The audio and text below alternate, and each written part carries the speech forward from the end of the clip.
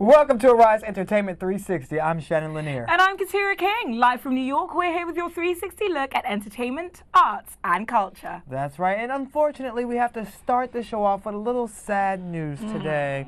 Well, for you Lady Gaga fans out there, the Bad Romance singer had to cancel the remainder 10 shows of her Joanne World Tour due to what she is calling severe pain. Yes, she posted a sincere apology to her fans on Instagram and said, quote, "All I know is that if I don't do this, I'm not standing by the words or meaning of my music." That's a good point. Well, Gaga added that I will be back in your city, but for now, I need to put myself and my well-being first.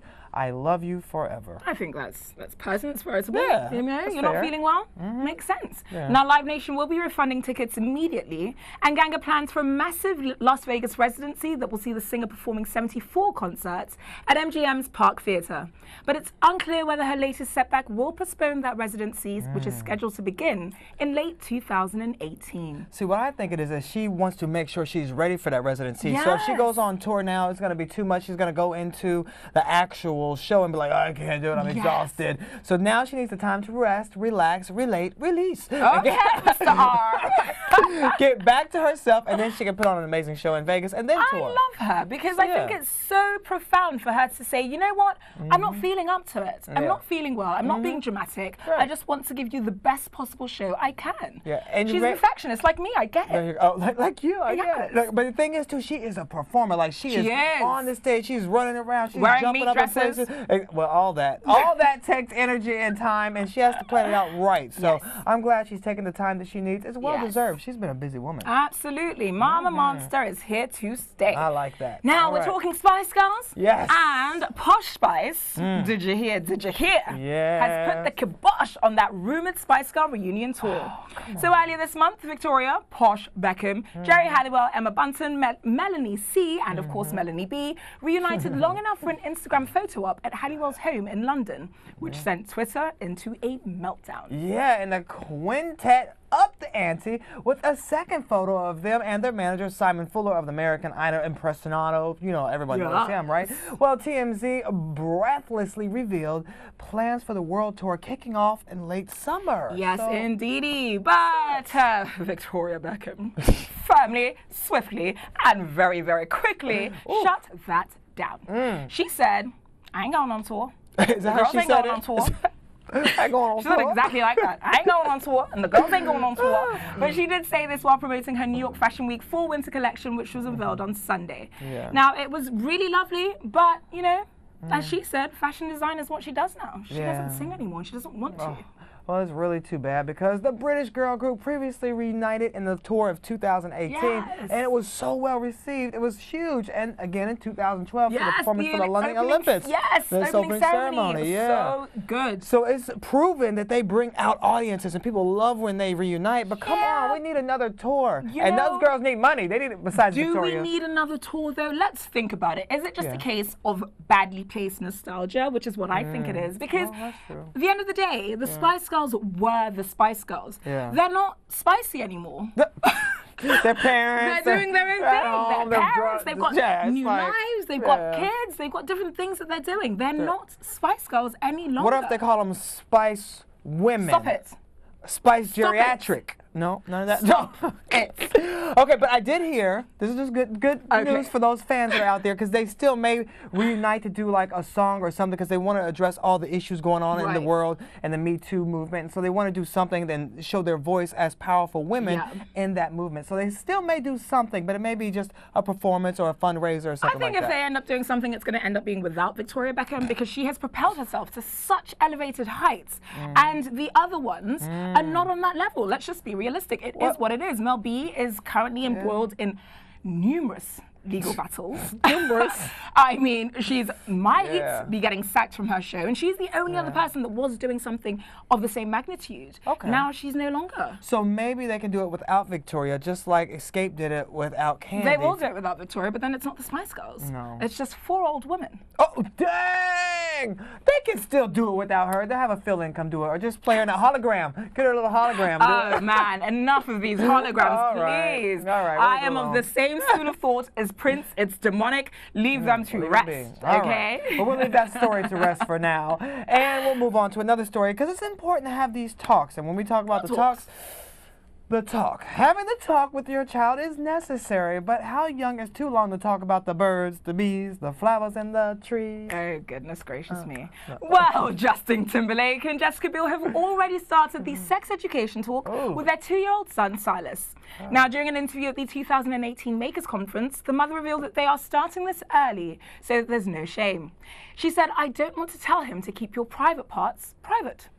Well, she went on to say that it's important to have a clear respect for people's bodies as well as to understanding the physical differences, that it's not bad, you know, you're a boy, she's a girl, differences, and to be all end all of what everything else is. I think that's fine. Yeah, I mean, we talk to our children about that, but we don't go as far as the birds and the bees, but they know when they have it, like when our one child, our oldest, was like 4, then the other child was being born. So it's like you have to have, this is where the baby is. Where did the baby child come think from? the baby came from? Yeah. The stalk? Yeah, the God put him in mommy. Okay, gotcha. And then they had a baby. So, I mean, it's important. And you want to have those talks about private parts because it's important because you don't want anyone, especially in this world, to touch them and them not know what to do or to say. I tell my kids, you will never get in trouble if you tell daddy that somebody touched your private parts. You have to have these talks because it's just too dangerous out there now. You have to have these conversations with your children, unfortunately. But it's better safe than sorry. Absolutely. So good for them and their parenting. Listen to Daddy. All right now. Now we are going to take a short break because we have quite a lot of discussing to do. I'll tell you about the birds and the bees during the break. You're telling me about the birds and the bees? I think I could teach you a thing or two, Daddy. We'll be right back with more Rise Entertainment 360. Let me get ready. Okay, go. Take notes.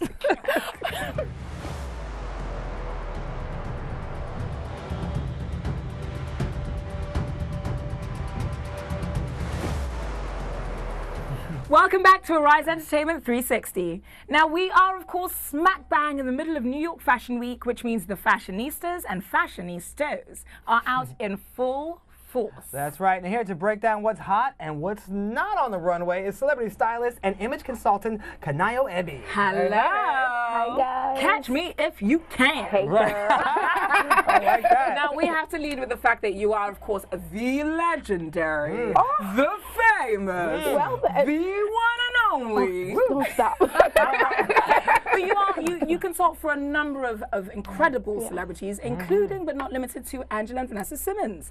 What is it like working with them and being the dedicated stylist for so many years? I mean, it's been fun. You know, they're both different, so you get to explore and try different things. And I've worked with Diggy as well, so you know, kind of like the whole family. You're the family stylist. So it's been fun. It's been fun. It's good. You know, they all have their like different unique styles, and then you know their unique personalities, and it's fun to try and like get that out through the fashion. Yeah. Do you work with the Rev and Uncle Rush as well? Well, you know, just see them around. But no. Soon come. Don't worry. Yeah. What's that process like, especially when you're with a celebrity? Because you know that red carpet can make or break their career. Everybody can talk about them or not. So what is that process like, and how involved are you in the creation? It's very important to like listen to your client and to really study and understand, you know, their personal style, what makes them comfortable. Because if they're not comfortable, they're not going to exude like, you know, that. There you go. I was about to use the word right in my mouth. You need them to go there and like, you know, you see that they're wearing the clothes and the clothes are not wearing them, because there are a lot of things you see and you're just like, it works. I don't know what it is, but and it's always because, you know, maybe it wasn't quite what they wanted, or they don't feel as like sex. So it's always good to kind of gauge your client, to know them and like work with them, kind of like making a partnership. Okay. So we have to talk about, of course, the fall winter 18 collection that we have been seeing debuting on the runways across the world. Oh, correct me. Spring, summer 18. Clearly, I don't know anything about fashion. Right. You know, it's always a season. I mean, I don't know where I am anymore. I mean, am I in New York? Am I in London? Am I in Lagos? Hey. So, one designer that everyone has been talking about is Tom Ford. Yes. What have you noticed about his new collection? Well, the new collection, to me, is very circa-like. Factory girl, you know, Andy Warhol era, the like mod look, and it's bold. You know, Tom Ford is used to doing the like, you know, very almost safe, but like kind of bold. Yeah, we can see but some bold. this is so bold, and he went the color out. You know, the print crazy, and it's very it's that like Andy Warhol era, like Eddie. I like it. I am into it. You know, the earrings though got me because I'm like, ooh, I remember those like from like early 2000s when all the like, you know, brought something back. Right? Yeah, every designers used to do it. And it's like he brought it back, and like now it's high fashion. You know? But isn't that interesting? We're seeing a lot of designers take urban fashion, and then sort of just give it a 4, 5, 6-figure price tag and call it haute couture. Right, and then it becomes couture because they decided it's couture. It's all about the name, whoever's putting it out there. Yes, that's it. That's all. And that's why it's good to like try and give more of these like emerging designers, urban brands, like that platform to actually showcase and see. Because these are the designers, they do their homework and they do their research and they're seeing it. But because they know they don't have that platform where everyone's going to see it as much as, you know, you would see it when they debut it. They can do it because I bet you those earrings are going to go. Like, you know, you got Swarovski and everybody that's ready to invest in like, you know, doing, and you pay that price tag when like Sutai was selling it like a couple of years ago. For $10. No, I mean, hers is like, it's still good quality, but you know, they struggle more to push these things, and now they debut in a runway and becomes like the must-haves, you know? And it seems like that's where a lot of the trends are set during the Fashion Week runway shows, and that's where it just picks up and it takes like fire there, right? And then, you know, everyone is just like, everyone is looking to see, and, you know, it gets the buyer's stamp of approvals, the editor's stamp of approvals, and then that's where... And they run away with it, literally. Now, you mentioned emerging designers, and I do want to touch on that a second, because that's actually what you do now. You publicize emerging designers. Tell us a bit more about that. I have a showroom that does that, so I go around and I look through all these designers and I find emerging designers based everywhere, the UK, Africa, here in the States, and I have a showroom where I just, you know, take and help them with their branding, the whole process. I use it in my platform, you know, and my network to showcase their things and to push it out there so they have more visibility, so people can see and know like these people do exist, and you could be the first one to find them while these designers are always looking, you know? That seems very overwhelming. It seems like a huge job if you're searching all over the world. What stands out, and how do you pick and know which one is like, they've got it, they hit the factor? Uniqueness. It has to be unique. It has to be something that, you know, once you see it catches your eye, there's something about it that you just be like, ooh, there's something about this and I must have it. Or as long as I feel like I must, like, my client has to be in it first, then to me it's like, oh no, I want to be the one to debut that. I want people to be like, what is that? And you find that people are looking for new and fresh, but people just don't, like you said, it's tasking, and people don't want to take that time to do it themselves. So I'll just do it. Hey, all right now. Might as well make your own lane. That's what it's about. So what are some of the trends that you've noticed this season then on the runways? It's a lot of colors, a lot of print. You know, it's like, it's like everyone's going more bold this year. Everyone's like, there's a lot of red as well. Is that why you decided to wear red today? Red is my favorite color, so every time red is in for me. Yeah, but just it's just bold choices. You find like designers taking like more of a risk, and and there's a lot of color blocking, a lot of colors as well. You know, some people decided to stay that classic route and like keep it monotone, like, you know, Victoria Beckham. Yes, and that's the next person we were going to talk about. So tell us what you thought of Victoria Beckham's latest collection, because she decided not to do a Spice Girls reunion simply because she's do you feel some type of way about Right. You know, it's too busy with fashion. Let me not lie, I don't actually know which side I'm on, because I love the Spice Girls and I would love to have a little wannabe reunion. But I'm like, go ahead, girl, do your thing. Right, do both. She has people working for her. Go on out tour, girl. I know, right? She's like, no, I'm made already. You guys need me. I don't need you. Well, I think this is Sherry Hill. Is this Sherry Hill's show right here? Oh, no, I think this is Tory Burch show. Tory Burch? Yeah, okay, so tell us about Tory Burch's show. It's very clean and soft, and I think that's what she was going for. Tory Burch goes for the very like soft, feminine look. Like she's very, you know, she has her like, you know, signature caftans and those things that everyone knows her for. So I think she stayed that route, something that, you know, is classic chic and it's very springy.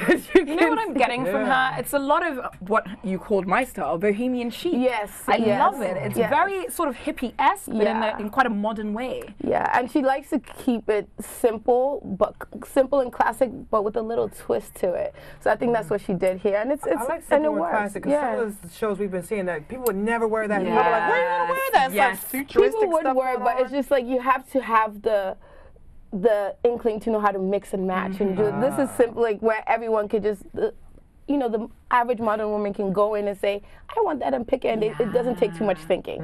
You don't need a stylist, you don't need me. So. Right, right. And we're seeing quite a lot of African designers debuting as well. Makio is going to be showing on Wednesday, who of course dressed Michelle Obama. Wow. I mean, no big deal. No, Makio, she's been doing amazingly, and I'm so proud to know that like people are knowing it's time to cross over, and people are paying attention. And she's been doing Fashion Week for a while now. I think this might be like her 3rd, 4th show that she's doing in New York. So she's been consistent with it, and it's really good. And her shows, she takes the time to curate it and plan it, where, you know, it stands out, and it's you know, it's worth talking about like the other shows, because you know, New York Fashion Week, you want people to talk about you, you want to be part of the people that, like, you know, the networks pick up and stuff, and she does a good job, and I'm excited to see what she shows this year. I can't wait. I mean, if it's catching the eyes of first ladies and presidents, you guys can go, you know. we're gonna be there. We're gonna be there. Front and center. After watching Black Panther. Right, exactly. Are there other African American designers like Tracy Reese or anyone else? Tracy Reese always shows in Fashion Week, and she does amazing stuff.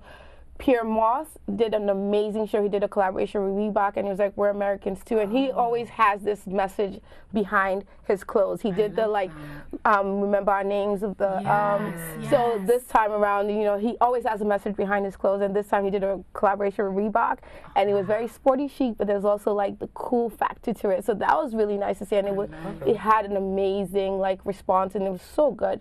And it's one of those things, again, that it's like everyday wear, but then there was the high fashion aspect to it too.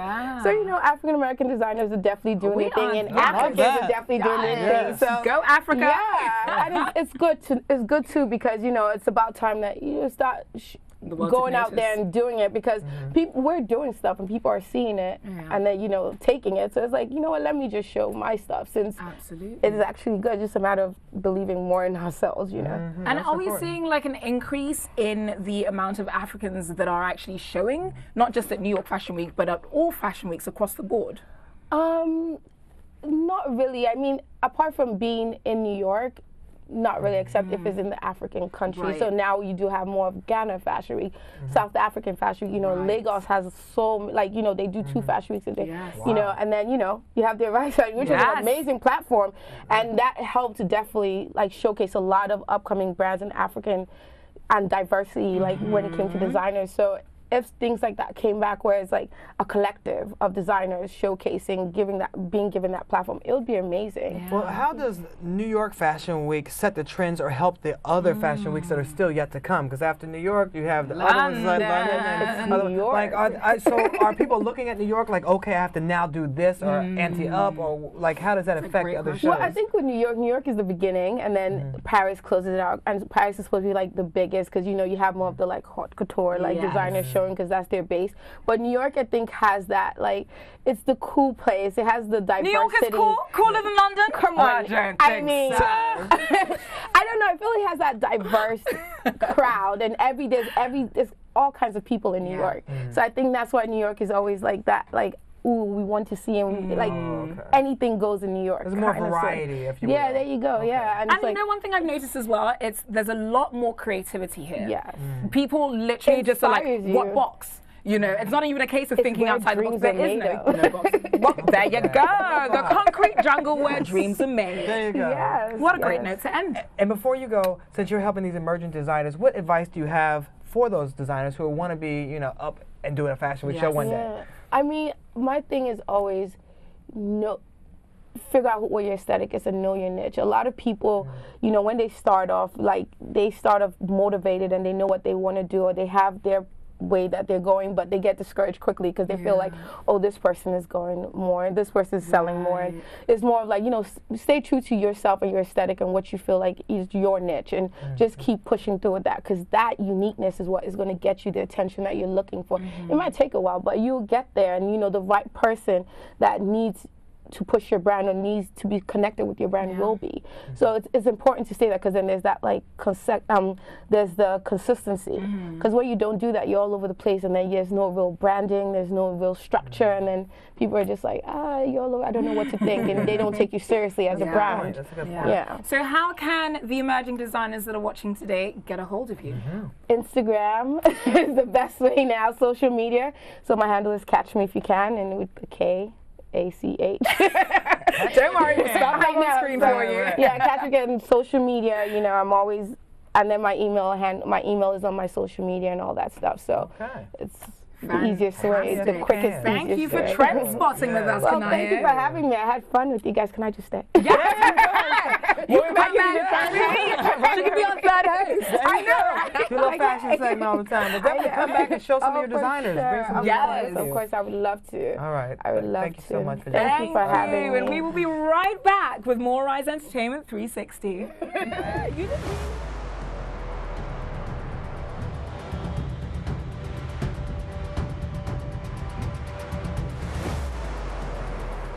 Welcome back to Rise Entertainment 360. Now, our next guest has me laughing already, and he's a pop soul powerhouse who's played all over the world. That's right, and his newest single, Give Love, is striving to spread the message of hope and encouragement that this world is definitely thirsty for. Singer-songwriter Herve, welcome to the show. Welcome. Thank you.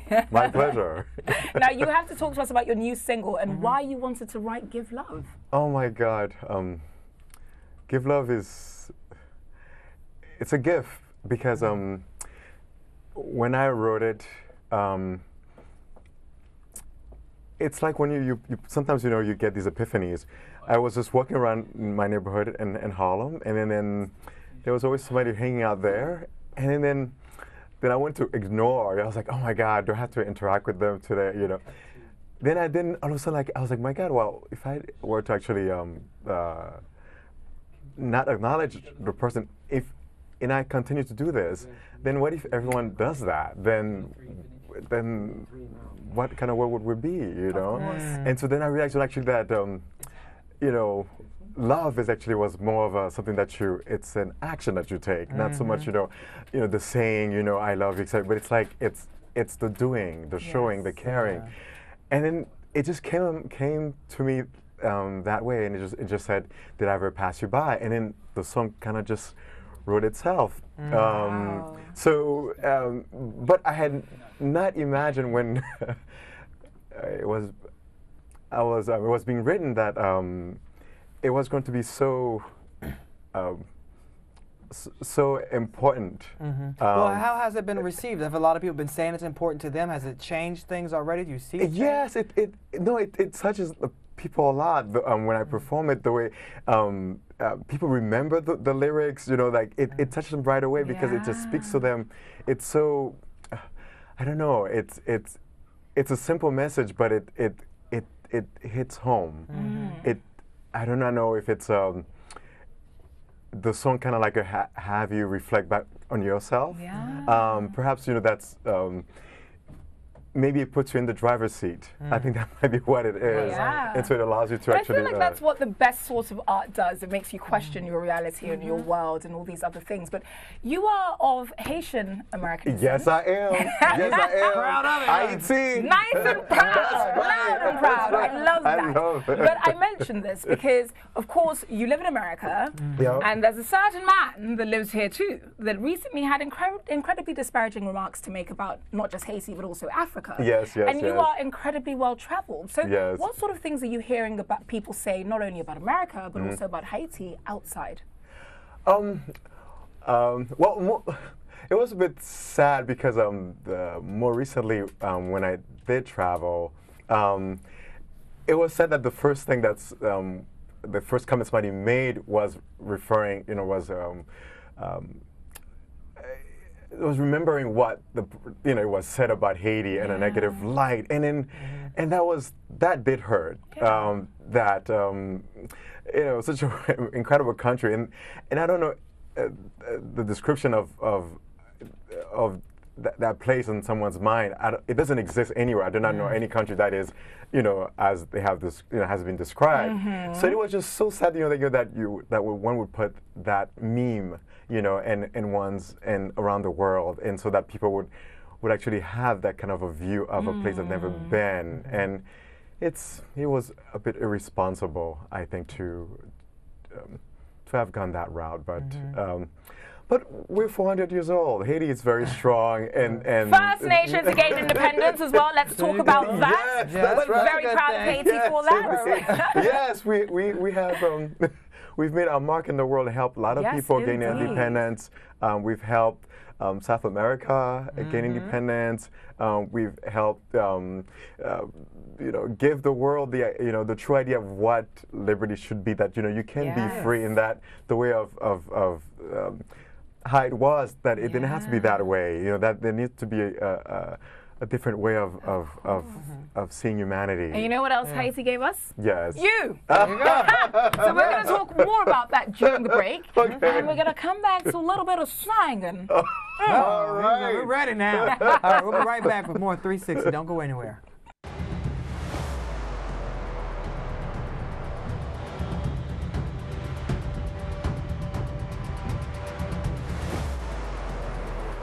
Welcome back to Arise 360. We're still hanging out with singer-songwriter Herve. Thank you for hanging around so we can talk a little more about your music. So much fun. Well, I would like to talk more about your music because, like we said, Give Love is your newest single, and it really gives that hope and that message of, empowerment and hope to people. Do you feel like a lot of music that you do has a socially conscious trigger to it? Like you'd like to have that? Yes. Yes. Most of my songs do have that angle to it. Because it's so important. I don't think we get enough of it. I don't think we get enough of it. I think we need to constantly be reminded. It's like, I don't know, I imagine like it's like going to church, like positive things, you have to reinforce them, because we forget every day, we get into, and then sometimes, that you hear something and it just like, oh, it resets you. And I think it's important that we get the socially conscious aspect out there. Yeah. But why do you think there are a few socially conscious musicians that I can think of off the top of my head? Talib Kweli, for example, Common, you. Yeah. But I don't think I could get to 10 if I were to count this. Why do you think that there's such a lack in musicians like you? I think sometimes when you hear something and that's working in the market, and then you I think sometimes artists said, "Wow, this is working. I want to be like them. Because this is what everyone is doing." I don't want to struggle as an indie musician anymore. I'm done with that. Bling, bling, bling. It's like, that works, let's go for it. That's what the market is supporting. But at the same time, I think by having such concentration of that kind of message, I think it creates a hunger, I think. Even though we're not singing, but you hear people complain about it, You would hear like, they'll dance and then, but then you would hear, a complaint. That's true, because I have a lot of people in my family that say, you kids don't know what real music is. And even I've been guilty of saying it as well. Like, like you said, you do dance to that kind of music. But at a certain point, you're like, nah, is that all there is to it? Booty, booty, booty, booty, rocking everywhere? I mean, is that all? That's pretty good, though. It got beat. But I think what it is a lot of times people don't want the mirror faced at them. They don't want to look at themselves and our issues in the mirror. They just want to detach. You're getting all philosophical. Well, Go to university this weekend. A lot of people want escapism music, and they don't want to deal with the real life, real world stuff. So do you feel like it's a good move for you to continually put that mirror in people's face, or should you be doing booty, booty, booty everywhere? No, because that's the thing is you can actually have when you Give Love is actually quite a fun song. Yes, it is. It isn't like I am making them feel bad, because actually it feels good. Like it. I think it's just I'm not preaching to them.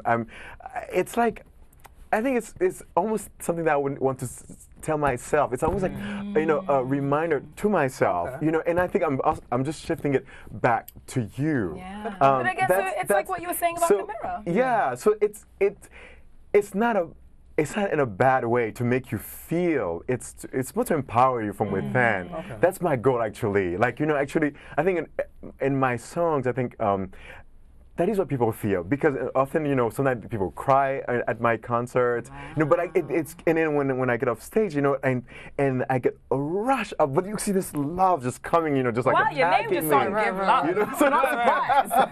So how would you describe your personal sound? It's it's singer-songwriter. Since I'm from Haiti, I do have, basically, there's a conscious about like who I am, and what I can offer, what my people represent to the world. I think I'm kind of like bringing that message through it, and through an American sound mixed with like world music, and it's a mix because I have different influences. Being from Haiti. And I was raised with music from like France, from the Caribbean, from Mexico. So all kinds of sounds, was coming through my coming through my radio in Haiti. So, and when I got here, I was quite young. So I kind of have all of this. Influences, which is good. It changes the music, gives the music a different flavor. Yeah. Right. So as you've taken your music around the world, is there one place that you say it was more well received? This is very interesting. I thought it was. I thought when I was performing here, it was the first time I performed in one of the places here. I thought it was well received because a lot of people maybe I knew, but there were other people too. But it was truly well received. And then when I went to France, I did my first performance at La Cigale. I was the opening act for the Temptations. I got Sunshine, Temptations, and then I sang only in English and my work, and it was to a French audience of like thousands of people. And then all of a sudden, then people kept saying, Herve, Herve, and this whole pandemonium, like of my name just reverberated around. So then I was like, he's like, I'm a big deal. No, but that's when I was like, it was more than that. I just realized, oh my God, that something I was saying, it's touching people. Yeah. There was a connection, and so it was very. It was magical. That's what it really was. That's awesome. And so, so I guess what it says, that I can touch people in different places. It could be. It may not be. We're talking music, aren't we? Yeah. Clear that up. Right, different countries. Oh, Lord. Well, maybe it sounds better when you sing it. When you want to sing a little something for us. Get a little Anything you want to sing word for us. Oh mine. I love my song. This song called Mr. Blue. Okay. It says, Mr. Blue, you wear a blinding smile to mask a mystery. You've crossed an ocean tide to follow vanity. She makes a lovely bride of sailors who agree. She sings her siren songs to bring us all ashore to the land of make-believe. But we all live in a world of make-believe, and we all burn for a chance with destiny, and we all wish for a dance with vanity, and we all pray to not be led astray. Hey.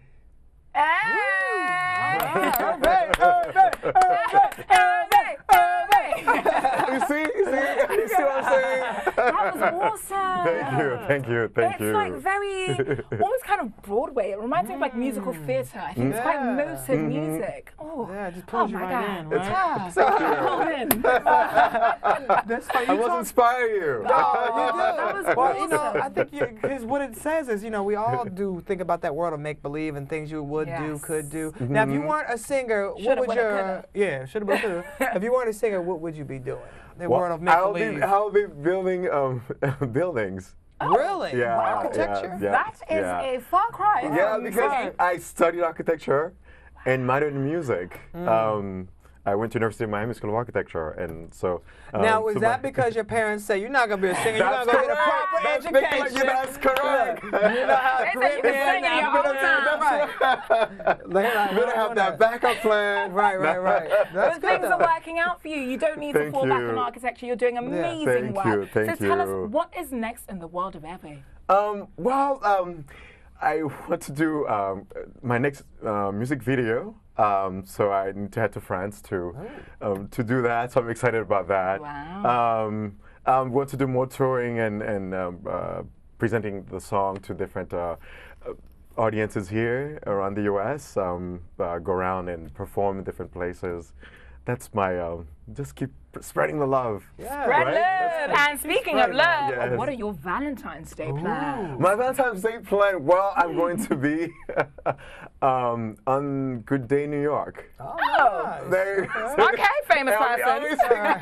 I'll be singing "Give Love" with the band. What a Well, great we'll look date out for you to there. spend. Yeah, and we'll look out for you around the world as you give love to everybody. Thank you. All Be right careful where you touch now. folks. Exactly. Me too. Thank you so much for being here. All right. We'll be back with more Ride 360 after the break. If we can ever stop laughing.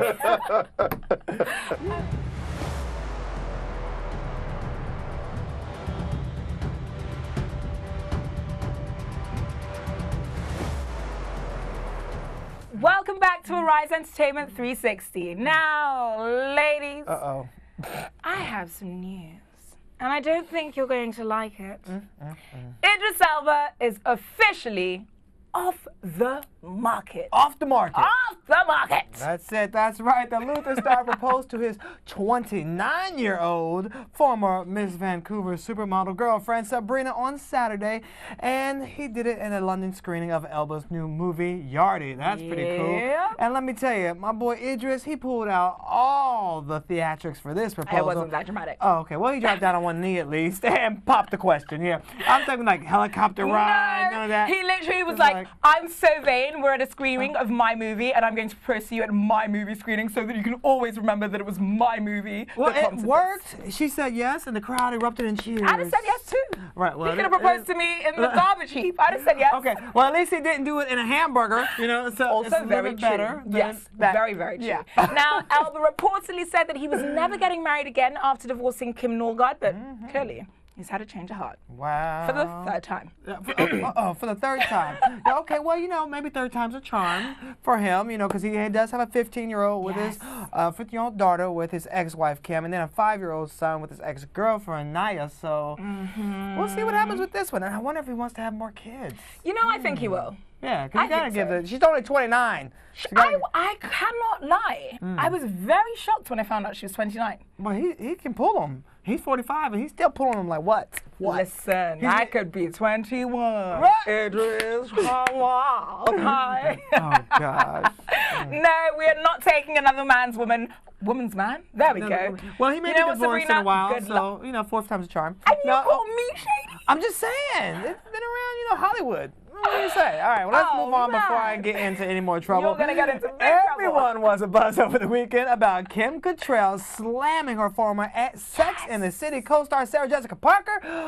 But their apparent ill will is nothing new, apparently, right? I mean, this is almost a decade in the making. Really? Yep. So their latest exchange relates to a Cattrall family tragedy.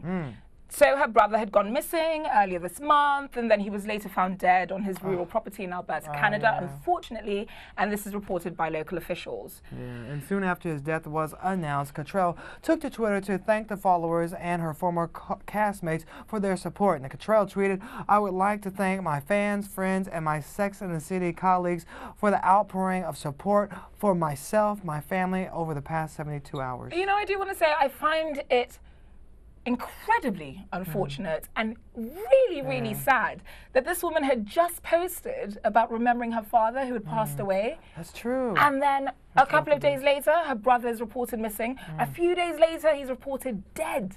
How much scary. pain must she be going through right now? yeah. And after that, the actress posted an image on Instagram reading, "I don't need your love or support at this tragic time, Sarah Jessica Parker."